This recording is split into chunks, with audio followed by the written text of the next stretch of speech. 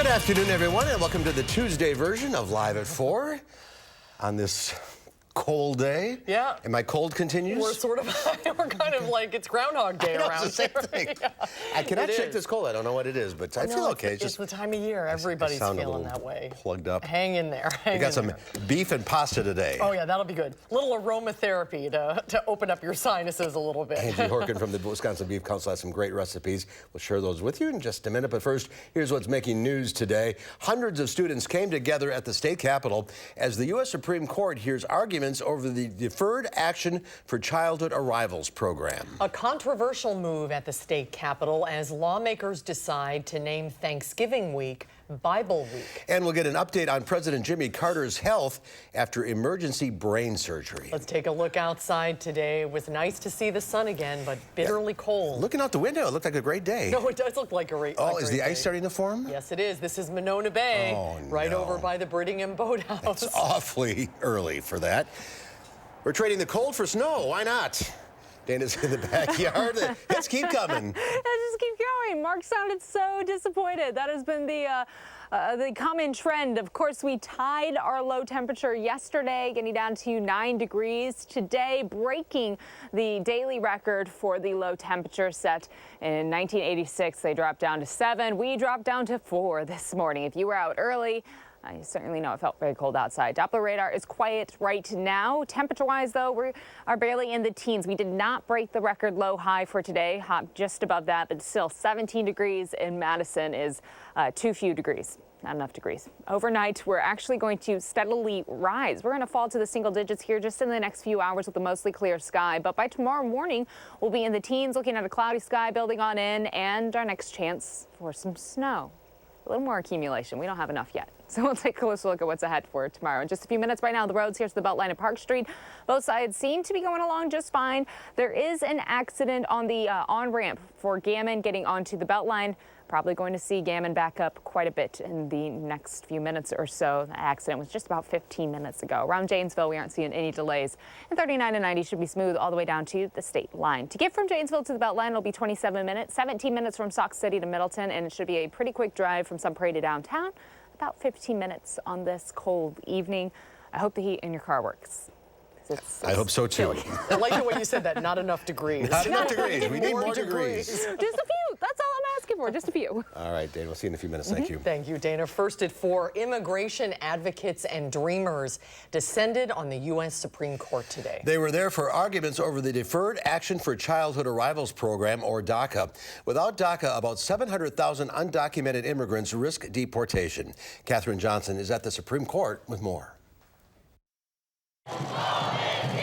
Young, undocumented immigrants, known as dreamers, emerged from the U.S. Supreme Court cheering after the 9 justices heard arguments on the Deferred Action for Childhood Arrivals program, known as DACA. We will win. Karen Reyes was inside the court for the arguments. She is one of hundreds of thousands of dreamers who could face deportation if the court rules against the program. I'm hoping that with all the amicus briefs that were also filed, that they read those thoroughly and, see our stories. The Obama administration created DACA to protect young people brought to the U.S. illegally as children from deportation. The program also allows them to obtain work permits, but the Trump administration ordered an end to the program, saying it was created illegally. Former Homeland Security Secretary Janet Napolitano, who oversaw DACA, disagrees. This is a valid exercise of the executive's authority.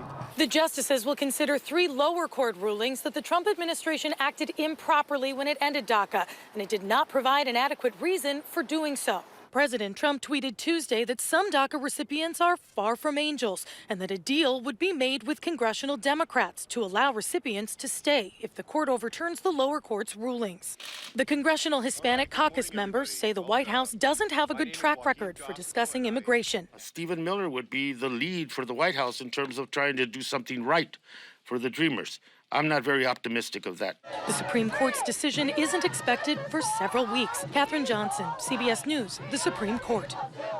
And in other Supreme Court news today, justices ruled that a lawsuit brought by family members of the Sandy Hook shooting victims against the makers of the AR-15 rifle used in the massacre can go forward.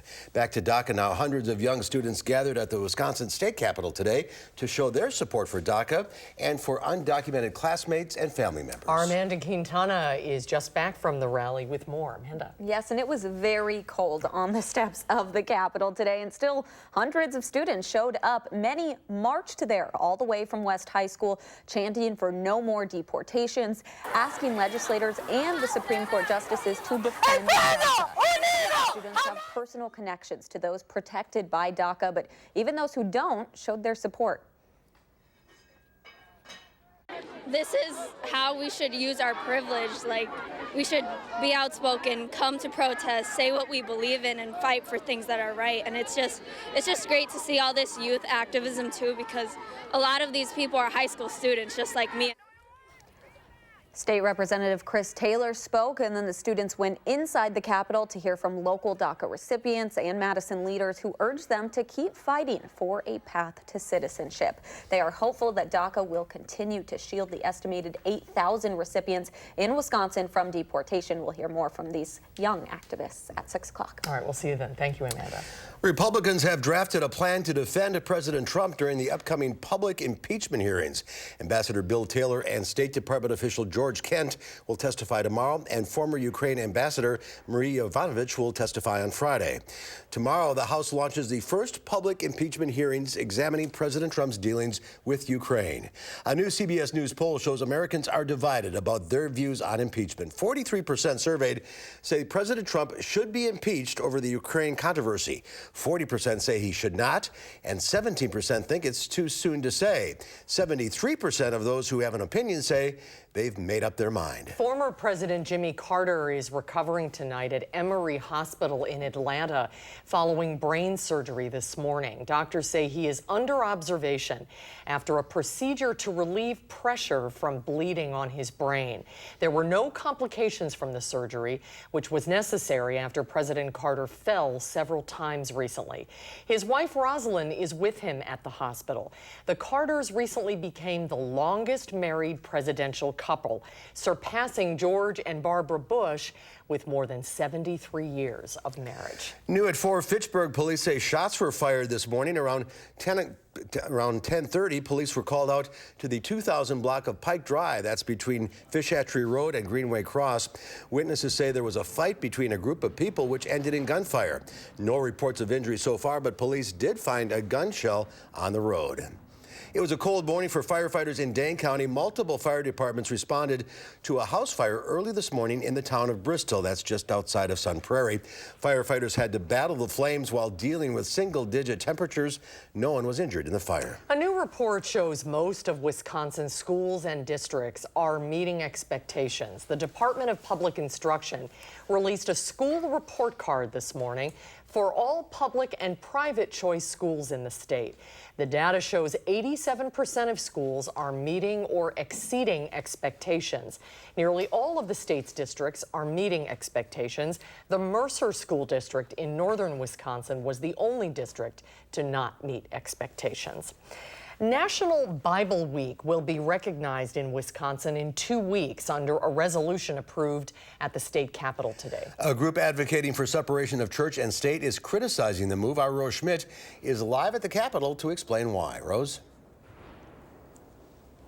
The resolution passed today declares that reading the Bible has contributed to the moral fiber of society. The State Assembly overwhelmingly approved that resolution today, 86-9, which recognizes Thanksgiving week as National Bible Week. The Freedom from Religion Foundation calls it inappropriate for lawmakers to take this stand, but Republican leaders are defending their resolution, saying that they've made similar moves before, such as declaring May 2017 as Jewish American Heritage Month in Wisconsin. We have done these in the past. I think we recognize people of all faiths. I certainly think that having us recognize it as National Bible Week, since many of us are Christians, it doesn't mean that, we should recognize that, just like I'm not Jewish, but I certainly celebrate the Jewish faith and people who want to practice that. So for the Assembly to consider a resolution basically endorsing one holy book over another is totally inappropriate. And it's also inappropriate for the legislature to endorse religion over non-religion. Another holiday controversy at the Capitol centers over what to call the tree that will be placed in the Capitol Rotunda later this year. Governor Tony Evers is calling it a holiday tree, breaking tradition with his predecessor, former Governor Scott Walker, who called it a Christmas tree. But a Republican lawmaker has introduced a bill that would officially call it a Christmas tree every year. We'll hear more about that on News 3 Now at 5. All right, Rose Schmidt for us live at the State Capitol. Thank you. There's more at 4. When we come back, this is what you need tonight. Nothing hits the spot on a cold day like today than like a good hearty meal. Angie Horkin from the Wisconsin Beef Council is here with a couple of great beef and pasta recipes. That's when Live at 4 continues.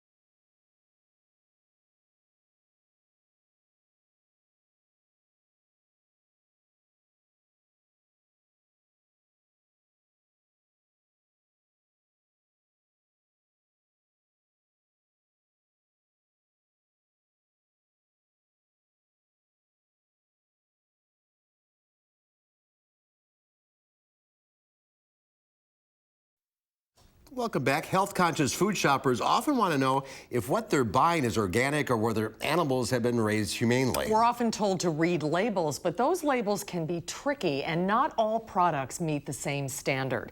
During a trip to the grocery store recently, you'll see all kinds of claims and seals on food packaging. But Charlotte Villegas with Consumer Reports says the labels don't always mean what you think. The nonprofit analyzed many of the claims made on today's food. Take products labeled non-GMO, for example. She says if you really want to avoid genetically modified foods, this is the label that counts.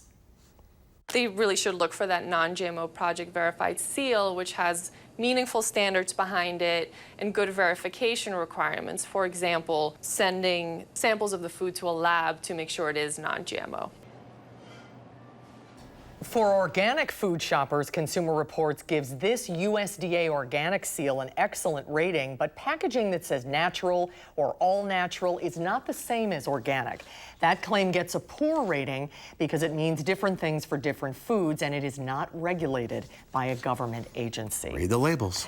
A new report suggests that Google has been secretly collecting the personal health records of millions of Americans. According to the Wall Street Journal, it reportedly involves a deal made last year with a leading nonprofit health system that has more than 2,600 facilities in 21 states. As first reported in the Wall Street Journal, Google is sharing information with Ascension, a health system that includes over 2,600 hospitals and health care centers in 21 states. In the program called Project Nightingale, Ascension is reportedly providing patient names and dates of birth, as well as lab results, hospitalizations, and diagnosis to Google. Google is using the information in part to help Ascension centralize its patient database, as well as design new software that'll use artificial intelligence to predict or identify medical conditions. Leaks of private medical information are enormously common. The Department of Health and Human Services actually tracks all of the medical data breaches, and actually some of the largest data breaches in history have been medical data breaches, so it is a significant concern. In a press release, Google and Ascension say they are fully committed to a robust data security and protection effort and fully compliant with HIPAA, the Health Insurance Portability Act of 1996 that protects patients' privacy. Stocks were mostly unchanged today ahead of tomorrow's televised impeachment hearings. The Dow Industrials were up 21. No, those numbers are not right. The Dow was unchanged. The NASDAQ was added 21. The S&P 500 was up 4. Those numbers are not correct. Well, temperatures in the single digits. This is comfort food weather. If you want something quick and hearty to feed the whole family, the Wisconsin Beef Council has some recipes to try. Angie Horkin from the Beef Council is back with us. Hi, Angie. Welcome. And when it's in one pot, even better. Yep. I know. Cleanup is easy. These are both kind of one-pot recipes. Okay, so good. A nice, quick, easy one-pot lasagna, and then a beef bolognese, which it's probably a weekend meal. Takes about 3.5 hours. Wow. But let's start with the one-pot lasagna. Okay. Who doesn't love lasagna? Everybody. And in one pot. And then you finish this in the oven. So I just started with a pound of lean ground beef and actually browned up zucchini with the ground beef. So if you still have some zucchini. This is hot. This is so beautiful. Because This just came out of the oven, but we want to show people how can't this see it. looks. Okay. Right. We need one of those mirrors over the table. Right, you can hold it up. Can you see it Can I there? do that? Can I help you? So look at you that. brown up a little zucchini. Oh, There you a go. zucchini with the ground beef. In this pot, then you add a jar of your favorite marinara. Calls for garden style, like a larger jar, and then a couple cups of water, and then some pasta. So I use the mini farfalle or the bow Little bow ties? Yeah, so I put that in, but any pasta would work. And then bring that to a boil, and then dollop in ricotta cheese. So that's kind of what you're seeing there. And then you can give everybody a little dollop of ricotta. So it's not like the layers like a traditional. No. But you put the pasta in dry, right? Put the pasta in dry, and then bake about 10 minutes. I'll covered. take that. Okay, there you go. 375 degrees. And then take the lid off and then top with mozzarella and then bake about another 10 minutes until your pasta's done, because your beef's already cooked through. So it says 30 minutes, but you can do it faster than that. That's really good. Is it good? It's really hot. It's really hot. All right. good. Let's set this here. Okay, so then a beef bolognese. Now, last week I was here with a beef bolognese with red wine and pancetta and prosciutto and really fancy ingredients. This is kind of a little bit easier and I think more fresh. It's got a ton of herbs in it. So it's got fresh oregano, fresh basil, fresh rosemary, fresh thyme, and then your ground beef in there, and then a little bit of carrot, a little bit of celery. You kind of brown that up with your beef, some onions, and then a little Parmesan cheese is also in here, and then canned tomatoes. So calls for no salt added diced and some no salt added tomato sauce. Of course, if you have that homemade, use that. Kind of a long list of ingredients, a little crushed red pepper, a little garlic, but the end version, let me grab that, Susan, is delicious. So it takes time just because it has to simmer down? So, right, you're gonna simmer it. It says 3 hours, 15 minutes. So you kind of brown everything, add all your fresh herbs, your sauces, your canned ingredients, and then you let it simmer about 45 minutes. And then check it, take the lid off, simmer it without the lid, kind of let those flavors really meld together. Give it another half hour, keep checking it, drink the rest of the wine. There is a little bit of wine in here. And then, yeah, so it takes a little while. The recipe on the internet has fresh homemade pasta with it. Pappardelle, which is the big noodles. Yes, but these are from the grocery store. Oh, that's okay. You can do any pasta, right? I'm not a homemade pasta kind of gal. So, but you can get the fresh pasta in the supermarket, so it's perfect. And then top with a little shredded Parmesan, a fresh parsley if you like. Awesome, fresh, real fresh beef Bolognese recipe that is super for the summer. The one you had on the news show was spectacular. Yeah, this is can't wait to try this one, a little too. bit more tomatoey, more kind of vegetable flavors, but really good. And the longer it cooks, the better your house smells. Better the next day. Better the next day, right? Oh, definitely. All right, you got lots of pasta and beef recipes online. Right. Beeftips.com. Correct. So click right on As Seen on TV to find these 2 recipes. Plus, then we got a link right there to our whole On Point pasta collection. All right, can't wait to dig in. Perfect food for this kind of weather. Comfort food. Absolutely. Fine. All right, Angie, thanks. Thanks, Angie. You're welcome. Well, stay with us. It's probably not what you want to hear, but there's a chance for more snow. Dana has an update in your first alert forecast. And then coming up tonight at 5, we'll update a trial in Rock County deciding the fate of a Rock County man charged with murder. That's coming up at 5.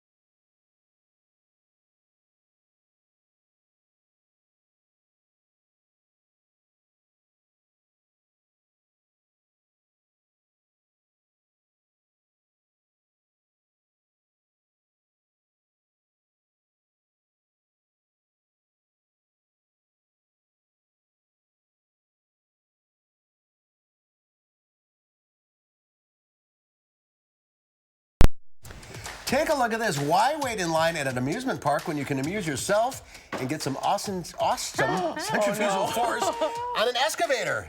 Dennis is at the controls of this big rig while Ashley and Jason take turns in this aerial expedition in Pennsylvania. Each rider is safely strapped into the spinning adventure before it begins. They call their creation the Country Boy Carney Ride. That's a good name. That sums it up. That's a good name. Why is this probably not recommended? Right. This is clearly... This is something my older sister's family would do. My son would love it. Yeah. Did they rent the cat? Yeah, I know. Did they, right. I've got so many questions. More questions than answers. Yeah, really. They're safely strapped in. There was a contract signed for that. Yeah, I don't think Dennis behind the controls much cares. Well, here's one of the benefits of everybody having those Ring doorbells. And, a possible meteor you may have seen lit up the sky over the Midwest on Monday. Beautiful view there of the arc. Take a look at this video of the skyline. The American Meteor Society says that it received more than 90 reports from 8 states, including Indiana, Minnesota, and Illinois. People say that they heard a loud boom when it happened. Scientists say that it could be debris from a comet that Earth passes through every year. Now, of course, thousands and thousands and thousands of meteors fall towards the Earth every day. Most of them get burned right up in the atmosphere, though, so it's pretty rare that you actually get to see that. And Sue's right, all these cameras all over now. Cameras everywhere. You got it in your hand, or like you said, on the doorbell, or the people have dash cams, so we have lots of opportunity to get those shots. But nobody in Wisconsin would have had a chance to see that. Well, they said Minnesota. Minnesota, that's pretty close. Maybe right along the western edge of the state, but we didn't get any direct reports here in-house. We've had them before, though. We've seen them. Absolutely. Yeah, especially on a clear night. Yeah. Beautiful. All right. It was clear last night. It was cold. Will it be clear tonight to see the full moon? It'll be clear for the first few hours, but it's going to start to become mostly cloudy around like 10, 11 o'clock, and then cloudy heading into tomorrow morning. And that comes along with our next system. Yes, the clouds leading into our next light snowfall. That won't be picking up till the afternoon, though, so we get a little bit of time before the snow really kicks on off. But rush hour. Rush hour. Of course. It's going to be a problem tomorrow. So we'll take a closer look at that time and, of course, those accumulation totals coming up right after the break.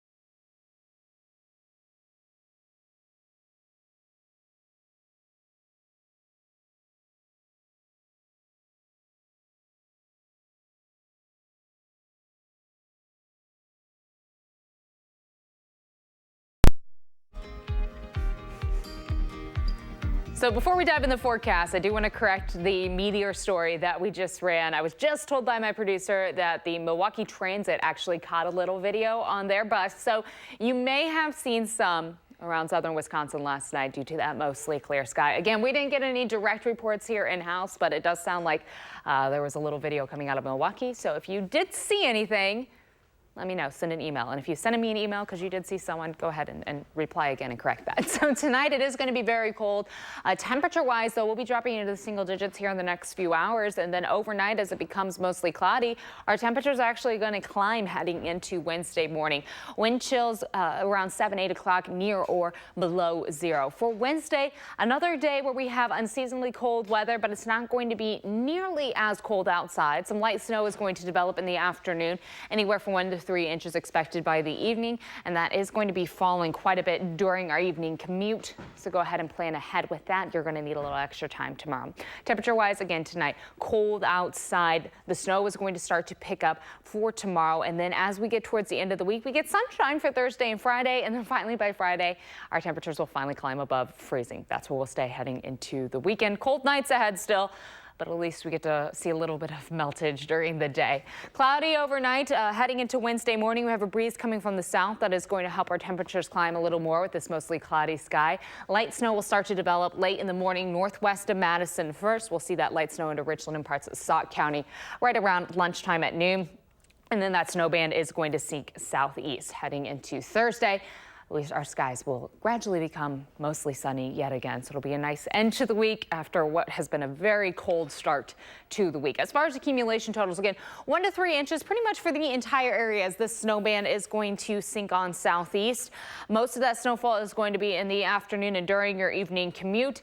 So it's going to be a little slick on the roadways. And then as it does taper on off overnight, lighter amounts expected towards the state line into northern Illinois. Lesser amounts also expected north and west of La Crosse. Temperature-wise tonight, it's a little deceiving here. We'll be dropping to 7 degrees right around 7, 8, 9 o'clock, and then temps are actually going to steadily rise overnight. It is going to become mostly cloudy. That means you'll get a view of the full moon for the first few hours. Sunset's just after, or just about 5-10 minutes away. We'll have that full moon view for a few hours, and then the clouds really build on in. It is going to be breezy outside. Our wind speeds increasing to 10 to 20 miles per hour for tomorrow with those rising temperatures again for tomorrow morning. Afternoon highs will be in the upper 20s, still well below average. So that's about a 10-degree jump from today. Cloudy sky expected. Not quite as cold outside, but still a little cold. That light snow will taper off to about 1 to 3 inches throughout the area. Our breeze still from the south-southwest, and that's what's going to help our temperatures climb just a little bit more. The alert day for tomorrow, due to your evening commute, after we get through that light snowfall, we are expecting sunny skies for Thursday and Friday. A nice change of pace to get some sunshine and some temperatures above freezing. In the low 30s on Thursday, close to that mark, and then for Friday afternoon, we'll be in the mid 30s. Notice our overnight low temperatures also climbing up just a little bit more into the teens rather than the single digits. Now, for Saturday and Sunday, we're in the mid to upper 30s. That is going to come along with mostly cloudy skies. Some flurries might develop Saturday night with the chance for a few flurries and even some drizzle on Sunday because temperatures will be above freezing. Could see a little bit of a mix at times, but not a lot of precipitation coming through. For the following week, thankfully, 40s. Yes. Oh, how do you feel about that? Breathless. Our temperatures will be back to the lower 40s, and by that time we should be in the low 40s actually heading into next week for the middle, almost end, close enough, marching towards the end of November now. Almost Thanksgiving. Almost. I got you some. Yeah, we saved you one. Some beef bolognese for you. Watch out. Thank you. Our producer got me a plate too, so now I'm just gonna. Bonus. You got I'm plenty. just gonna have 2 plates. I'm very excited. Thank you guys. I appreciate What'd you it. say, You're Matt? welcome. Our producer said that I liked him better because Okay. he already. Do you have this or do you have the lasagna? I don't know, Matt. What did you get me? I don't know. Lasagna. Okay, I so lasagna. you got both. Share with Gary. Okay, Gary's going to be really excited about this, guys. I'll go visit him. All right. Thank you, Damon. Thank you. In less than 3 months, Iowa will kick off the presidential primary season with the first-in-the-nation caucuses, giving the first indicator of who voters support. Will Gen Z turn out in 2020? Natalie Brand headed to a college campus in Des Moines to find out.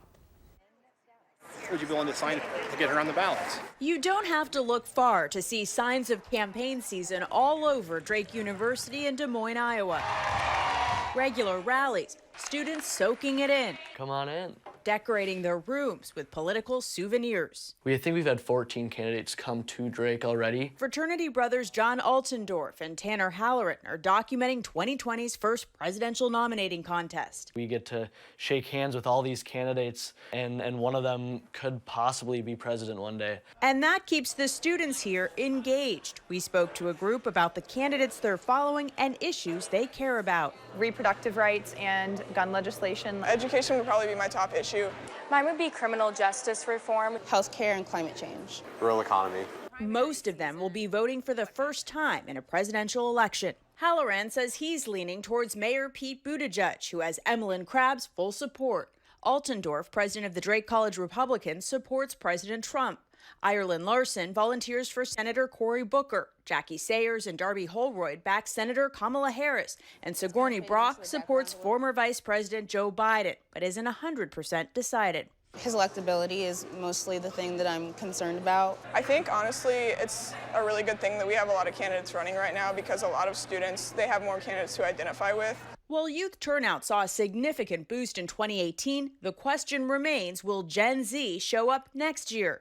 I think the youth vote really does hinge on who the Democrats pick. I think there's a lot of passion that's out there. I think that a lot of people feel like we're at a crossroads that we've never been at before. And these students appreciate the power of their vote here in Iowa.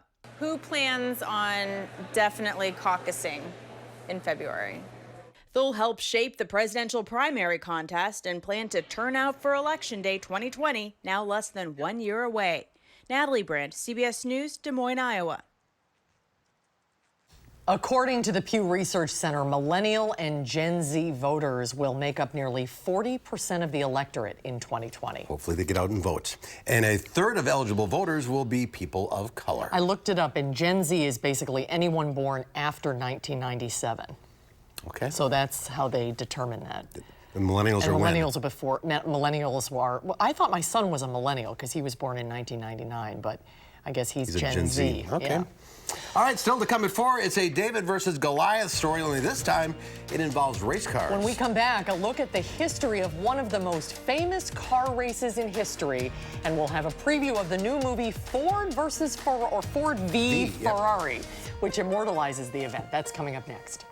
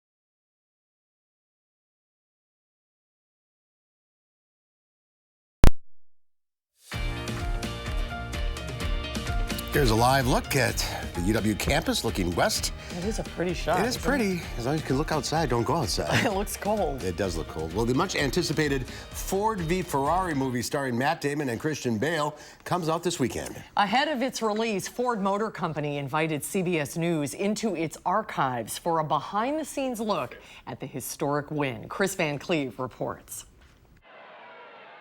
In 1966, Ford stunned the world, not only winning the annual 24 Hours of Le Mans race, but driving away with first, second, and third place. It was the first time an American manufacturer had won in Le Mans. It was a David versus Goliath story, played out on the stage, played out on television. It was a win Henry Ford II had been chasing for years, trying to upset rival car maker Enzo Ferrari.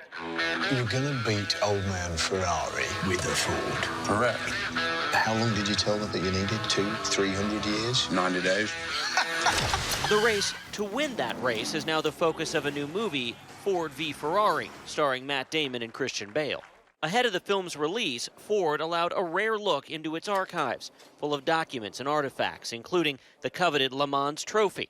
Also on display, a car used in the movie, a replica of the GT40 that won Le Mans. Ford's son, Edsel Ford II. The takeaway for me is remembering the past, remembering what we did in 1966, and that we have archives and that we can trace back our history. Retired engineer Mose Nolan was reliving history. He was part of the pit crew in 1966. This exhibit brings back so many memories, almost like watching a movie. Memories that'll soon race by on the big screen.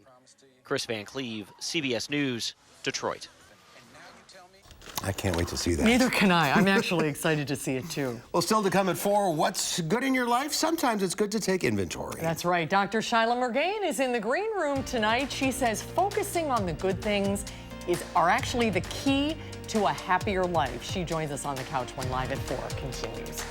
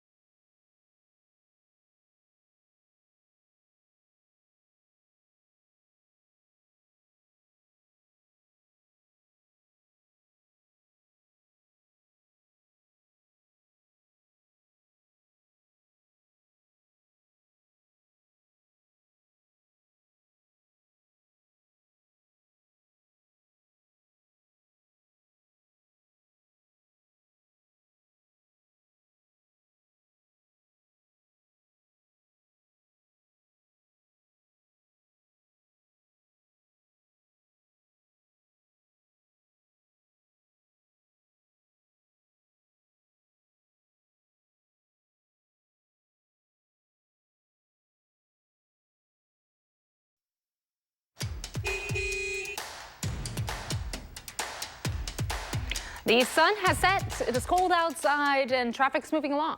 That's weather and traffic updates all in one. On the east and westbound side, we're going fairly smoothly. Just look at Park Street on the Beltline. Of course, on the eastbound side, we're seeing those delays stretching through Park Street. Speeds are reduced down to the upper teens, about 20 miles per hour, but at least things are moving. Westbound side, a few delays on the on-ramp from Park Street, but otherwise you should be smooth sailing. Around Janesville, actually, a few more delays than usual downtown.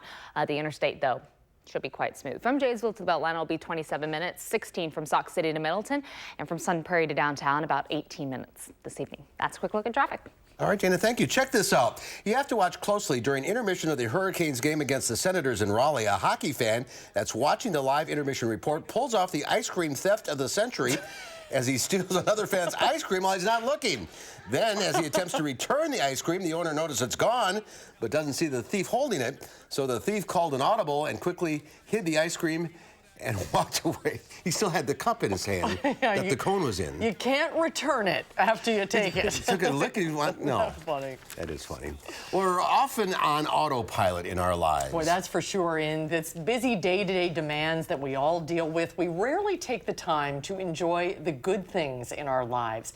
Creating a practice of savoring may just be the key to happiness. That's what it is. It is. UW Health distinguished psychologist Shyla Murgain is back with us to show us how. Hi, Shyla. Welcome Good back. to see you. Oh, great to see you both. So what are we talking about when we're talking about savoring, and what are the benefits of it? So there's research that shows that people who are thriving in life have 3 positive experiences to every negative. But what happens is that our brains are really wired to focus on the negative, the bad things. We often have some version of what's wrong playing in our mind. And we have a negativity bias that they say. We survived as a species because we overlearned, overfocused, and dwelled on those threats and the negative. When those negative things happen, it lights up more areas of the brain than positive experiences of the same intensity. When a negative experience happens, it more quickly encodes in our memory. And do you know how long it takes for us to hold a positive experience in our awareness before it actually forms into a memory? It takes 12 seconds, and that's where the savoring practice comes in. So the negativity goes right away and the positivity takes a while. It takes a while, yep. You have something called the negativity bias of the brain. Yep, that negativity bias, and I have a little experiment I'd like to do that I think there was a graphic that they were going to show, and if not, that's okay too. I don't know if it's ready Do we yet. have the graphic? Nope, we don't. We'll work it Okay, out. okay, but we'll just do it this way. You know, you can think about a recent job evaluation, and probably what pops to mind are the negative things. You know, you might have had 99% positive, but the one negative experience really sticks. And that shows that negativity bias, that we overfocus, overlearn on the negative. And you tend to remember the negative things longer than the positive things? Absolutely. They tend to be more vivid, having a more visceral, emotional experience. But we can really rewire that and reach that 3-to-1 tipping point through simple savoring practices. And I wanted to talk about 3 main ones today. Okay, please. Great. Well, the first one is when something good happens, really stop and savor it, to really take in the good. You can create a mental picture or video using all your senses, really enrich it and absorb it in, noticing what it smells like, what it sounds like, really relish it. So that's the first thing, and again, lingering for 12 seconds can help you create that memory. So that's the first, Okay. taking in the good. Interesting, yeah. Secondly? Yeah, second is you can savor the past or the future. The past, both of you can do this. You can just bring to mind a positive recent memory. And as you bring it to mind, you can notice what it felt like, what it smelt like, what it tasted, and almost be like a sponge soaking it in. What we're doing is we're activating positive emotion, and people find that when they're practicing these kinds of things, they're happier and can really help us stay resilient in the face of stress. And we can do that for past experiences, but we can also savor the future. One of our happiest times is when we're anticipating a trip, so we can savor the upcoming Thanksgiving, the meal, the relatives, or an upcoming sporting event that we're going to watch or participate in. So we can savor both back and forth. So that's the second. It requires you to be present, right, and to be paying attention. Yes, and we often miss these positive things. They happen and they tend to act like Teflon. They kind of bounce off and our mind goes back to the negative. So we need to be present, really fully engaged with it and really lingering with it. Yeah. Good advice as usual. Great. Have a great Thanksgiving. Thank you. I'm looking forward to it. You're savoring it, thinking about it. Oh, you have a talk coming up at Dream Bank. Yeah, Tell us about that. Dream Bank. And, you know, when we think about savoring with others, and this Love Fearlessly talk I'm doing, which is Thursday, December 5th, from 5:15 to, 6:15 to 7:30. And I'm going to be talking about creating healthy, happier relationships. And savoring with others is one of the techniques that we can share the good news with others and encourage others to share the good news with us by asking them to share more detail.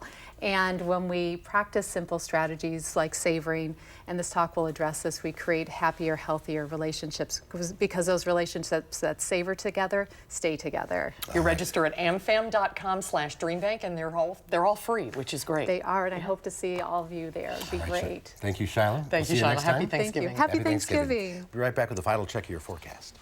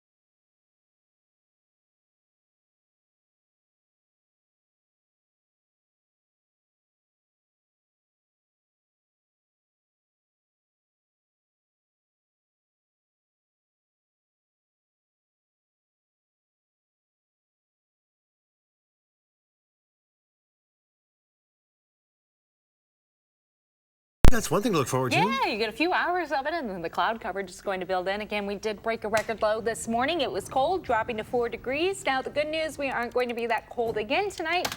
But we do still have an alert day in the forecast for tonight. It's still going to be chilly outside with low wind chills.